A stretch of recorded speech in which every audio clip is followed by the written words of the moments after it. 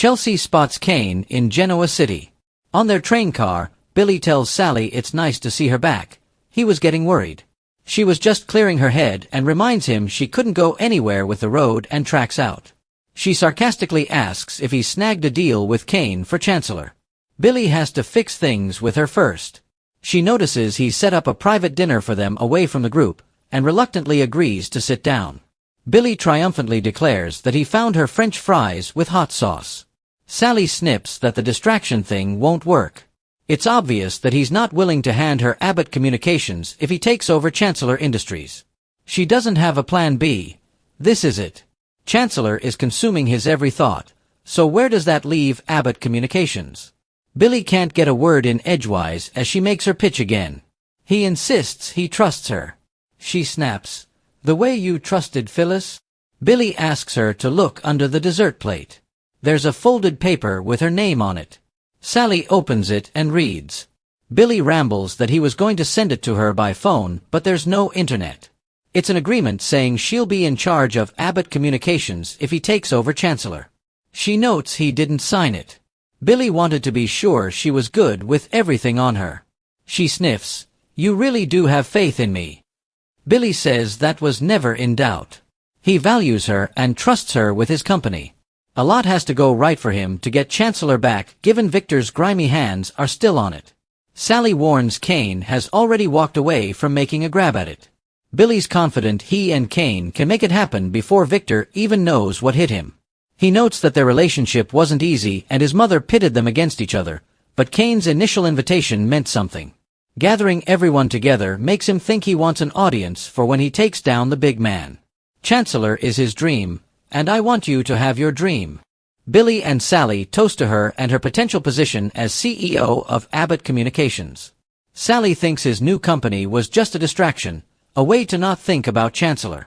Billy admits Kane's call put a wrench in that plan. He realized he wasn't over losing it or how it happened. Sally muses, "You want revenge." Billy wants what is his. If Victor goes down in the process, well, then c'est la vie. He tells Sally it would be a hell of a story if it happens. It would put Abbott Communications on the map to publish Victor being gutted like a fish.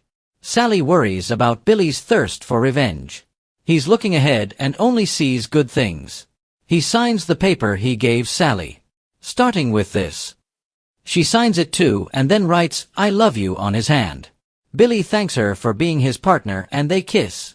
Kane meets with Holden. In Genoa City, Kane walks into the coffeehouse and Holden appears. He muses about the mysterious Aristotle Dumas requesting a meeting in public. Kane's impressed by the work he's done with him privately. He assumes he's kept it under the radar. Holden assures him no one suspects a thing. Holden's curious why he's there instead of in France. Kane wanted to check in on him and some other things he has going on in town. Holden guesses his guests have no idea he's there. He senses he's familiar with the town. Kane says more than he knows. So little has changed, yet so little has changed. Holden admits he's been debating staying there himself. Kane asks if he's told anyone he's working again since he fired him. Holden doesn't know that many people, but as requested, everyone thinks he's still searching. Kane tells him to call him by his real name. Dumas will soon cease to exist. Kane reveals he's coming back to Genoa City to live. Until then, he'll need Holden to be his eyes and ears on the ground. Holden's happy to be of assistance. He's thoroughly impressed by the scope of his purchases so far. Holden asks if he'll move his other companies here, and Kane warns there will be no questions about his intentions. Kane sends Holden a list of people to connect with to gain their confidence. Adam Newman, Chelsea Newman, Mariah Copeland, Claire Newman. Holden reads.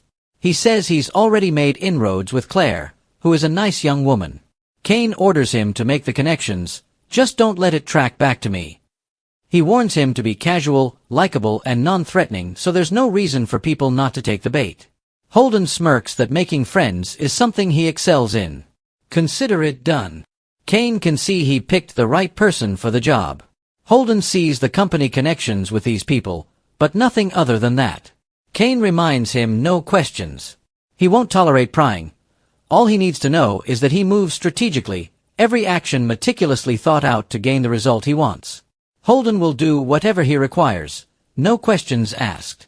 Kane says good. He wants to know everything about his buddy Damien and his relationship with Lily Winters. Holden says Damien is falling for Lily hard. There's zero doubt in his mind that there's an attraction. He's never seen him fall for a woman like this. There's a whole different vibe when it comes to Lily.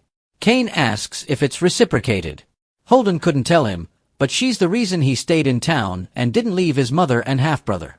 He wonders, why do you care? Kane says, Lily and I have history. I feel protective of her and Damien seems like a player. Holden says the way he feels about her, that seems like past tense. Kane can't take any chance that she'll be hurt. They shake hands and Kane says he'll be in touch. Once alone, he imagines dancing with Lily to the jukebox and being in each other's arms. Suddenly, Chelsea appears and asks, Kane, when did you get back in town? Figuring out Kane's agenda. In the maze, Sharon and Nick appreciate the food and wine, but complain about not being able to leave or get in touch with the kids. She doesn't want to scare Faith and is concerned about Mariah and Tessa as well. Nick warns Victoria will send in the cavalry if she doesn't hear from them. Sharon says Kane is in complete control. It's almost enough to remind her of the clinic. Nick reassures her, but agrees this is infuriating. Lily and Damien appear and agree that the situation is infuriating. Nick invites them to join them and Damien asks to get know more about them. Nick would rather hear about his history with Kane. He asks a lot of questions. Damien reveals that he reached out to the up-and-coming business tycoon who was gobbling up companies. His LA connections helped him get his attention. He saw something in him that resonated and he innately knew he could trust him. Nick points out the Kane he knows is different than the Kane they know. Lily sighs. Damien explains that he and Dumas always communicated by email. He never saw him. He was curious, but there were no red flags. He was a solid boss, but as was mysterious to him as he was to the rest of the world. Lily snarks about Kane hiding behind this persona. Nick wonders why he felt he had to live a lie. Sharon remarks that he came to Genoa City with a con and seemed to reform, but maybe that was a con. Maybe he's reverted to his